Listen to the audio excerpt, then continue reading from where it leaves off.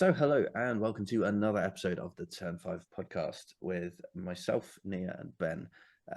This week we'll be going over the Formula 1, Formula 2, and Formula 3 action from the Spanish Grand Prix weekend. Not about F2 and 3. Mamma mia! What a great start to the episode. Right. Well, as always, we start with Formula 1. So, what did we got? What did we think this weekend, guys? Did the new layout help? I didn't watch it. It's a whole lot of meh. I don't think qualifying helped in the fact that qualifying was so good and set up the grid so well. For then Sunday to be like just meh. There was a strategy and that was about it. Yeah. Well, we got to see the Mercedes upgrades in full gallop. They didn't look that great on Saturday. No, they struggled. Even up to Saturday, they struggled. But they looked all right in the race. I mean, Yeah. you can't really complain when they've gone from having one podium this season to three. So it was a bit interesting. But again, Still. Spain is a historically good track for them. So Yeah. we've got to wait and see to see if it's actually they're just pretty good at Spain, or their car really is working now. But even with it working, it's still 25 seconds off Verstappen. Yeah. So that's fun. It's great. Yeah, it's Red Bull have made an absolute rocket ship and nobody can stop them. Yeah, it's a thing we're desperately missing is a fight at the front. Yeah. And it seems as though we're just not going to have one till maybe Abu Dhabi. It's so much fun, guys. Woo. Yeah. At least we have a midfield fight. Yeah. It's great. So can you tell I'm really enthused by the prospect of having a season of just Verstappen? Yeah. I'd say it's like I see the Red Bull fans being like, oh, it was like it with Lewis. I mean, yeah. But then we've had it with Lewis for so long. It's like now we've got it again. We're like, we don't want that anymore. And at least Rosberg was able to go toe to toe with him for a few years. Yeah, there was a few battles with Lewis, wasn't there? Whereas Max, we had 2021, and then he's just out in front. Yep. Yeah, this could be sewn up very early. Yeah. If memory serves, it could be sewn up as early as his home race, which is ludicrous because that's end of August, isn't it? Yeah. Yeah.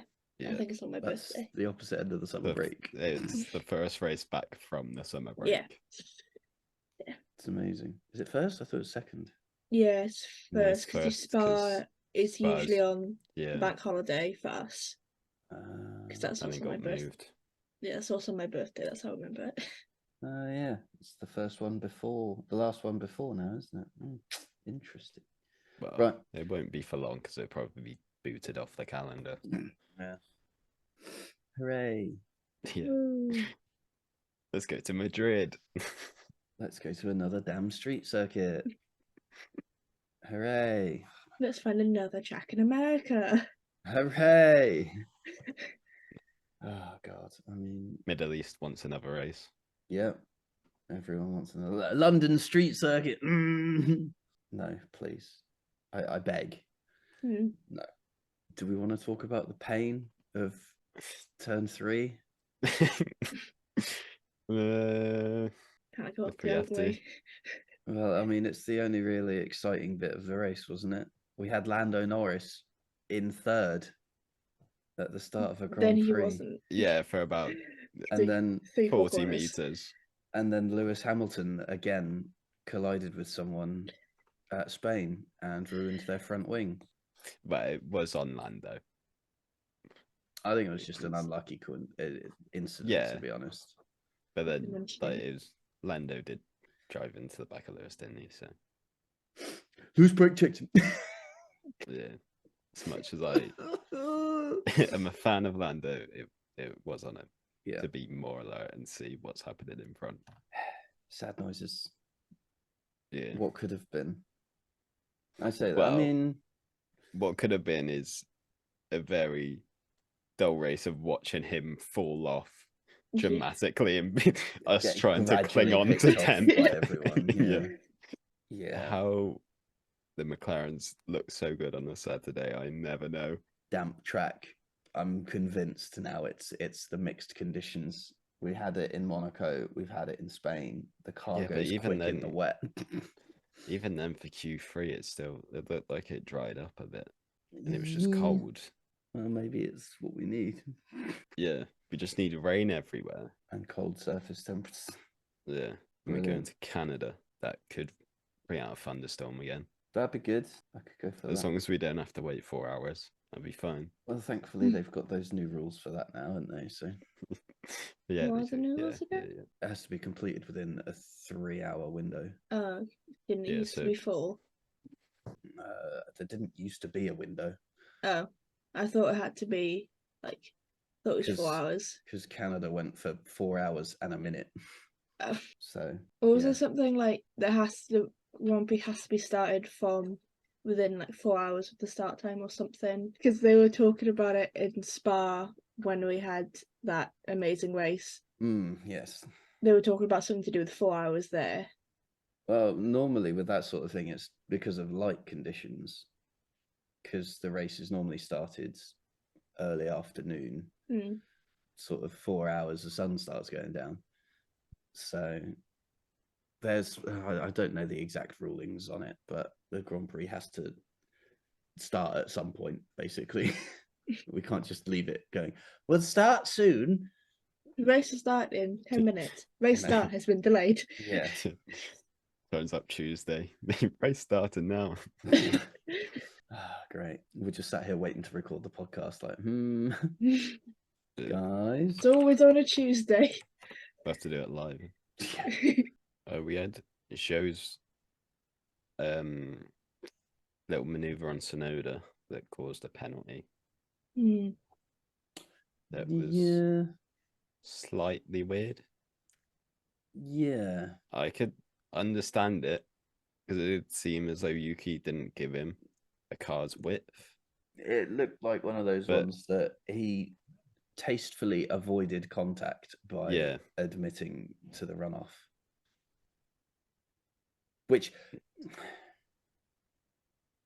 you can argue, well, he didn't ever find out if there was going to be a full car's width. And it's like, well, go trajectories and then see where Yuki's car is going to end up. Yeah. And it was one of those ones that if he did stick it in there, it would have probably come off worse for him. Yeah, there would have been contact. Because he would have had damage at that point. So he's done the right thing in that sense, but it makes it look more harsh on Yuki. Yeah. So, I mean, I agree with it because it was never going to happen. And Zhou was definitely far enough alongside to warrant the racing room. So I agree with the decision, but it just, because there was no actual contact, it can, to the casual observer, make it seem harsh. We also had Ferrari's wonderful strategy with Leclerc, starting on hards and pitting on lap 17. And then I saw another clip of him, and they're like, okay, now box now.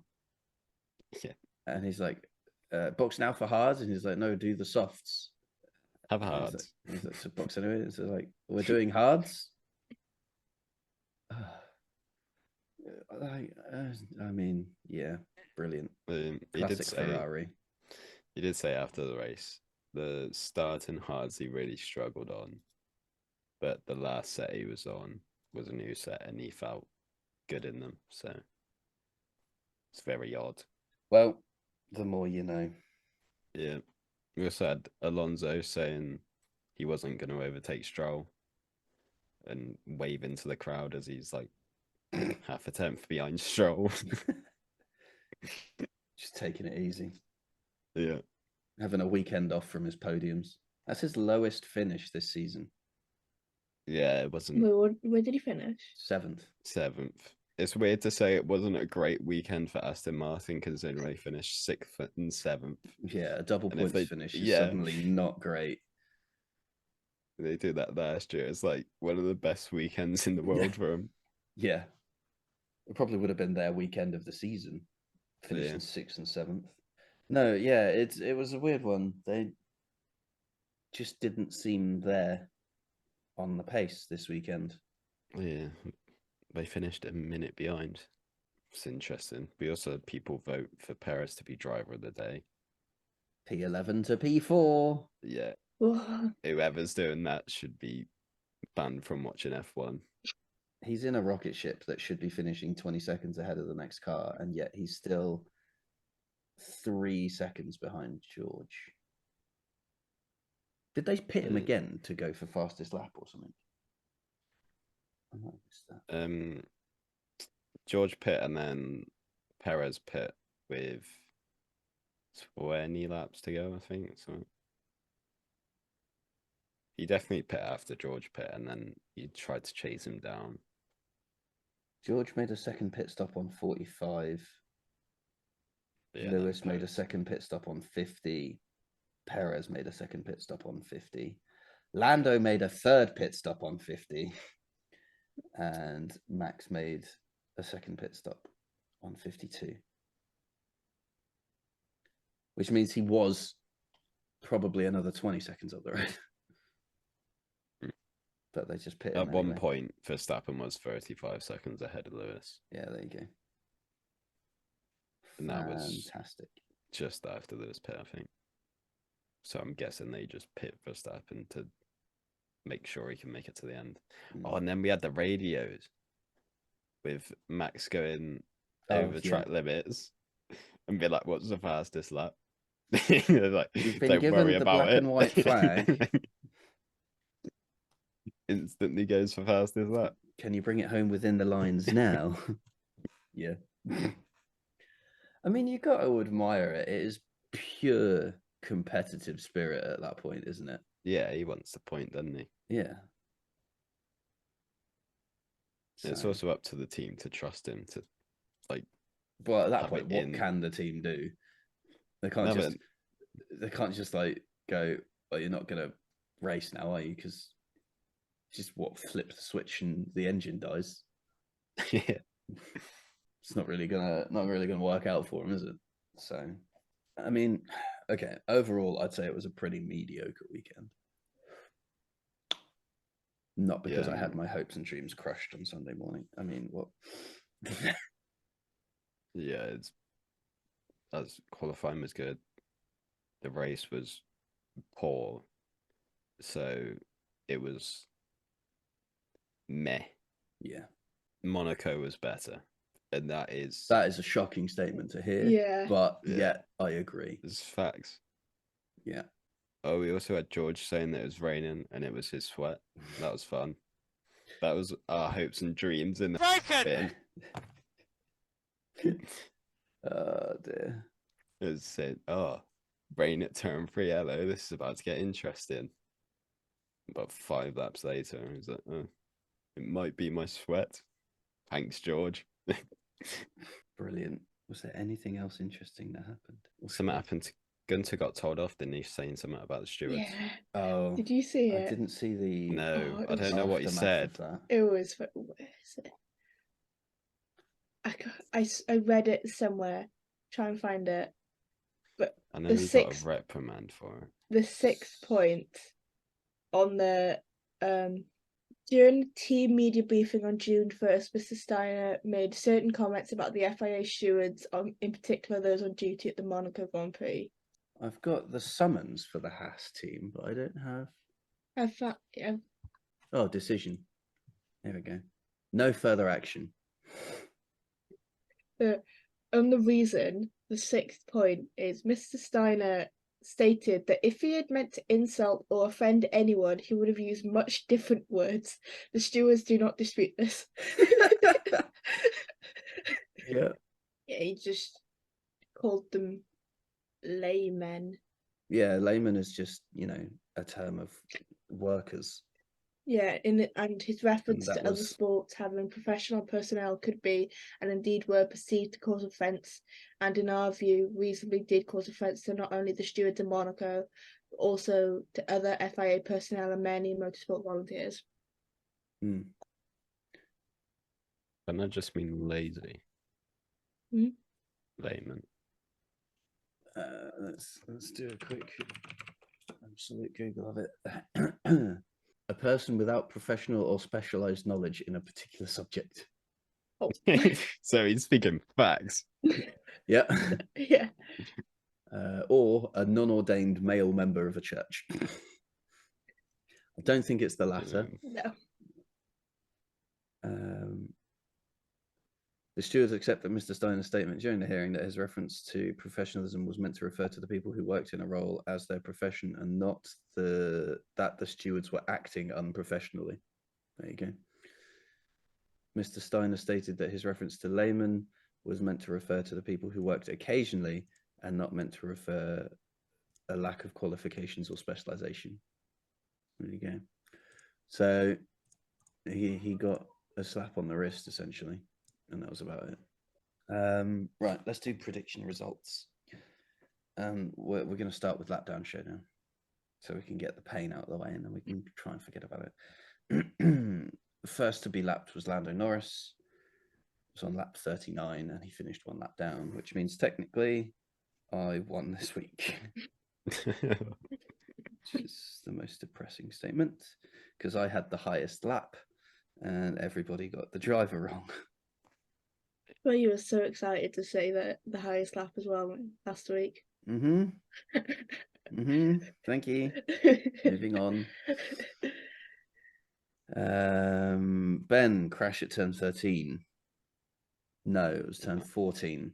Yeah, I know. As soon as I seen that, I was gutted. Gutted, I mate. see him. Chris said Seems new very layout, good. no fun.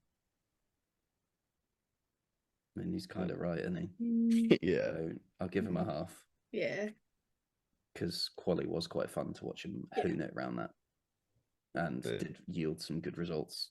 And Logan did bin it there, so that was quite fun for the fun aspect. It's not fun for Logan, obviously, but you know. Nia, 6 drivers with lap time deleted in quali. Gutted, mate. It was only 4. I swear, Quite a few raised more than I it. thought it would be. I swear, I raised it from 4 to 6 as well. I did. No, I think we did some research, and last time it was 4. Oh, So because I swear I said 4, and then you said that. I thought, fine, I'll wait to 6. I can't remember, I'll be honest with you. And then I said Carlos to visit the turn 9 and turn 13 gravel traps. Now, he did visit turn 13 gravel. Just have audio visual evidence of Will Buxton saying he dipped a tire in the gravel trap at 13 to back me up on that one, but he didn't visit 9, so I don't get my point. What was your wording? No, I specifically said he had to visit both to get a point. Ah, And okay. I wasn't That's doing fine. halves. That's absolutely fine. So yeah. Crazy. Podiums.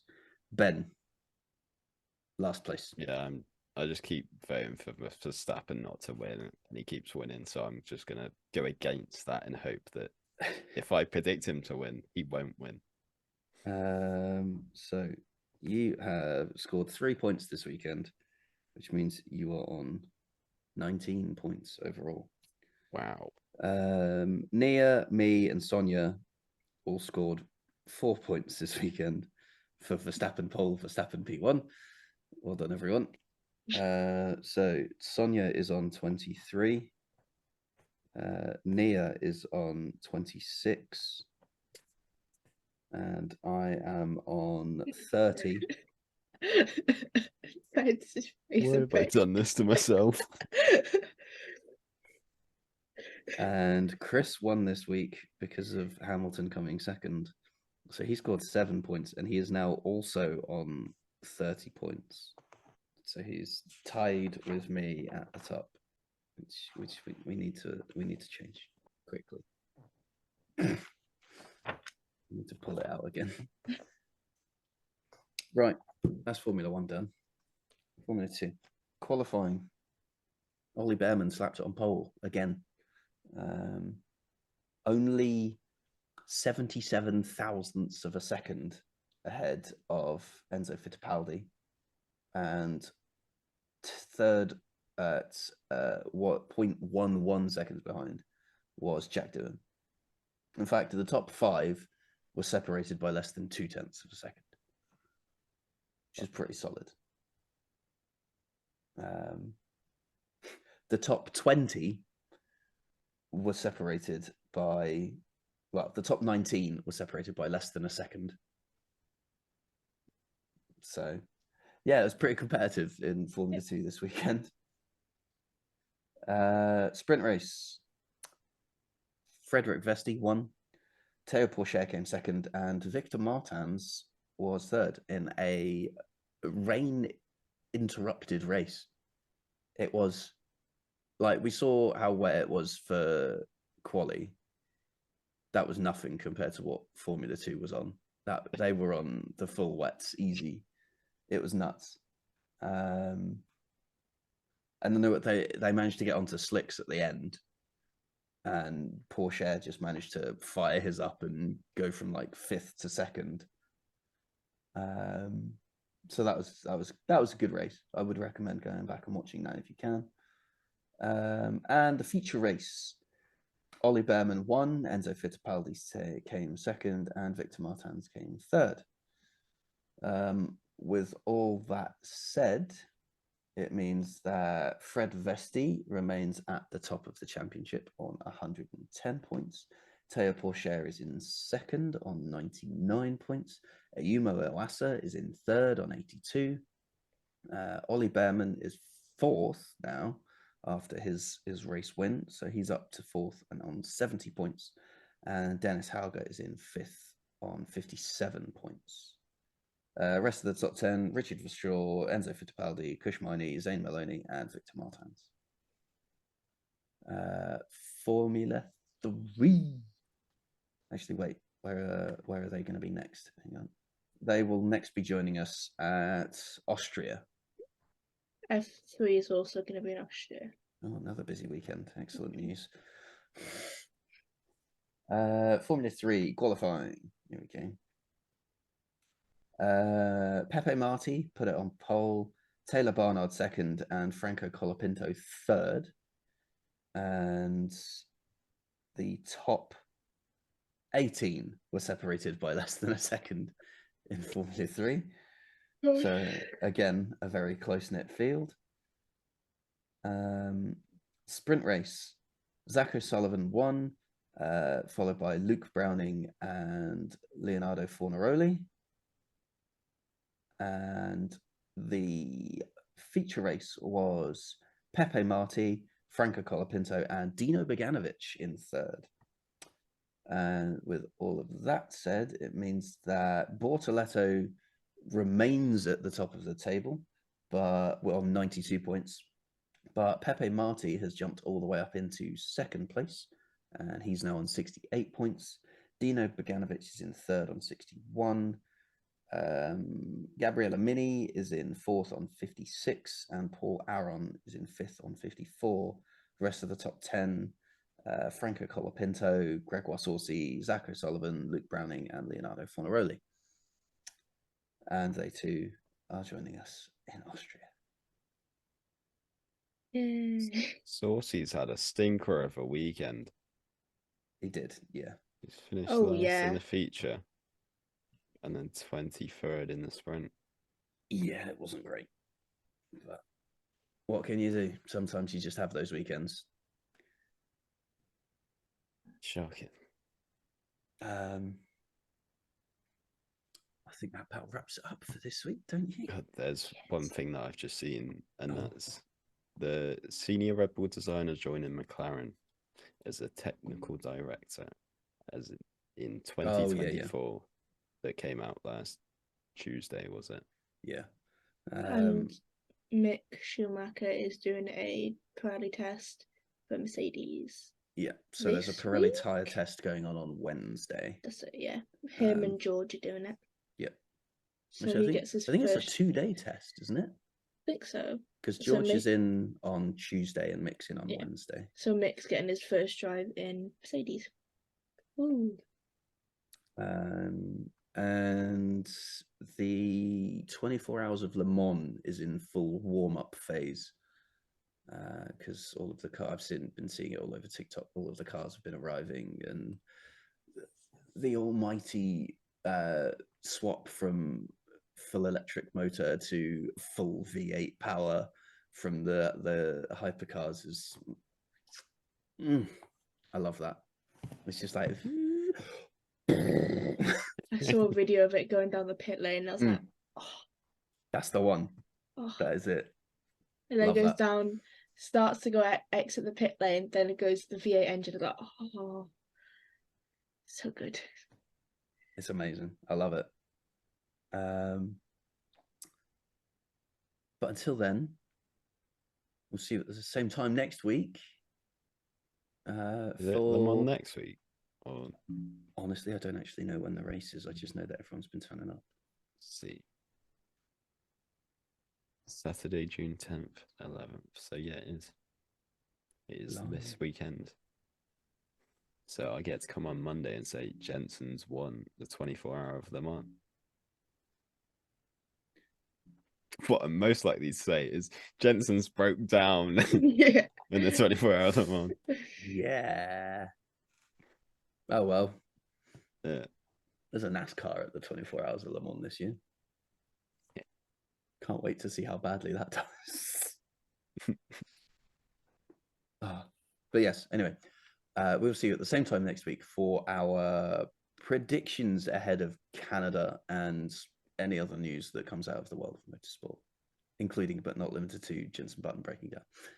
So until then, thank you for listening and or watching, and goodbye.